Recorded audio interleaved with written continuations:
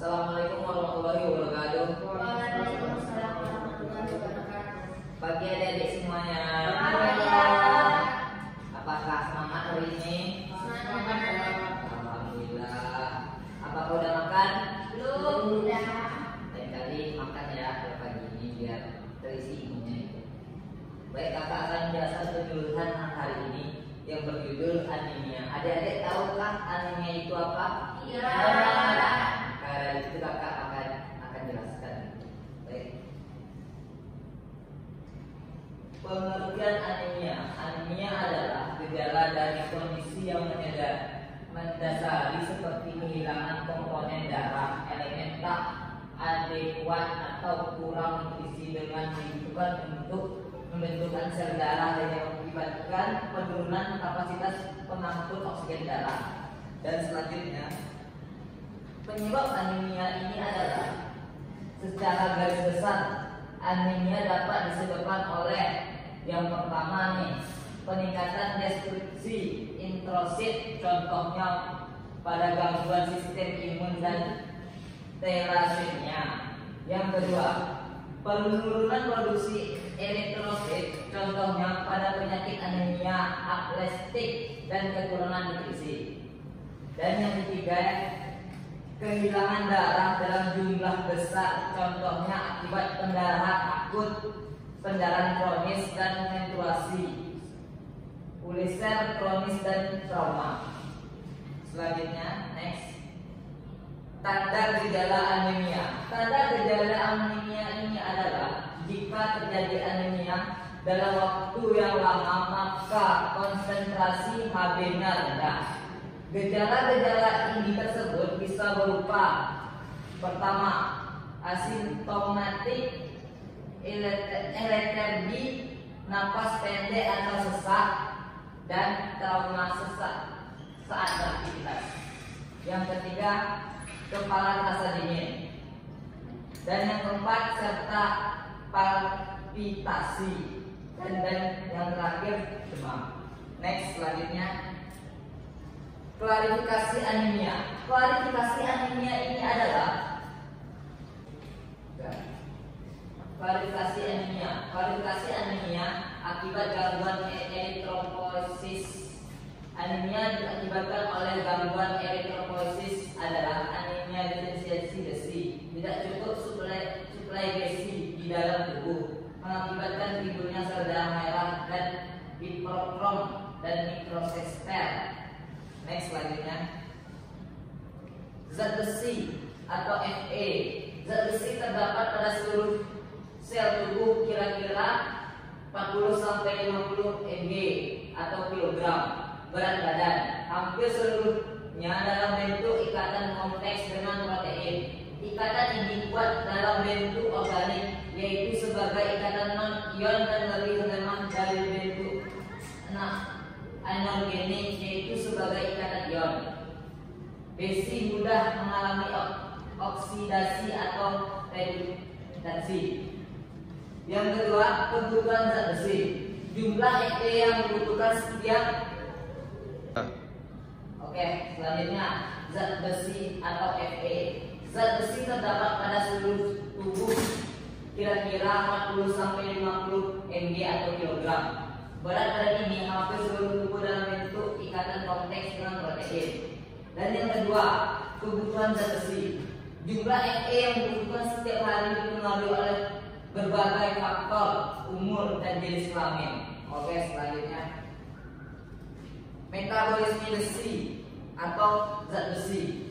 Penyerapan besi oleh tubuh berlangsung melalui mukosa usus halus, terutama di duodenum sampai pertengahan jejunum.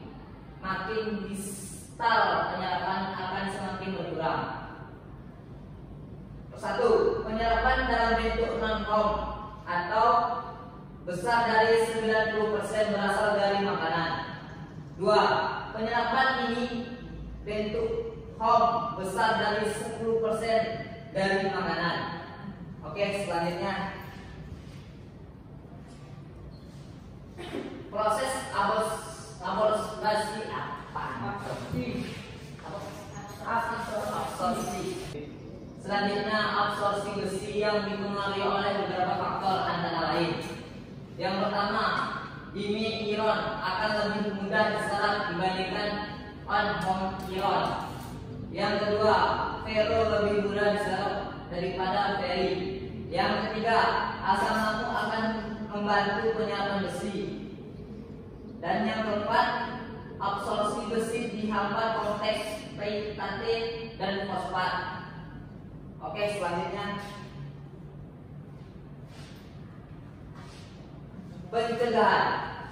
pencegahan beberapa tindakan yang dapat dilakukan untuk mencegah kekurangan besi pada awal kehidupan adalah sebagai berikut. Yang pertama, meningkatkan pemberian ASI eksklusif. Dan yang kedua, memakai susu sapi sampai usia 1 tahun. Dan yang ketiga, memberi banyak makanan mengandung besi serta makanan yang kaya dengan asam ascorbat atau bis buah.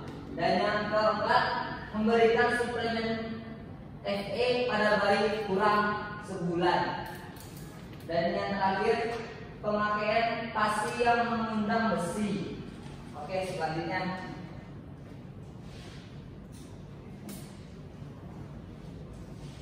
anemia defisiensi besi atau anemia besi merupakan jenis multi. Oke, selanjutnya pada adik-adik, siapa yang bertanya silakan. Siapa?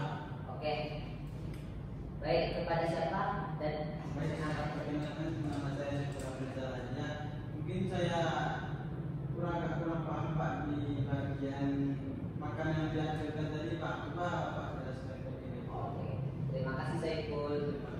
Nanti saya akan menjelaskan apa itu. Nutrisi penderita anemia. Makan makanannya contohnya nih ya, zat besi nih atau Fe meliputi hati, daging sapi, telur, buah-buahan yang dikeringkan misalnya kismis serta sayur-sayuran yang berwarna hijau. Dan yang kedua, asam fosfat terdapat pada hati, jamur, dan apel. Dan yang terakhir, protein bisa didapatkan dengan konsumsi telur, susu, tahu, tempe, dan kacang-kacangan. Apakah saya perlu mengerti? Dan ini siapa yang bertanya lagi? Tidak ada. Selanjutnya saya akan memberikan pertanyaan kepada adik-adik, yaitu apa penyebabnya anemia itu? Ya, kepada adik-adik. Ini siapa namanya? Baik, terima kasih. Nah, saya Wanda. Saya akan mencoba menjawab pertanyaan kakak. Penyebab anemia itu adalah peningkatan destruksi eritrosit, baru penurunan produksi eritrosit, baru yang terakhir kehilangan darah dalam jumlah besar. Oke, terima kasih. Baik, itu betul, sangat benar jawabannya adik-adik. Oke, mungkin berakhirnya saya berikan pertanyaan tadi, maka berakhir pula acara kita pada pagi hari ini. Mungkin kalau ada kata-kata saya yang salah itu datang dari saya sendiri. Mungkin kalau ada kata-kata saya yang benar itu datangnya dari Allah SWT. Sekian dari saya. Nun wal qalam. Assalamualaikum warahmatullahi wabarakatuh. Waalaikumsalam.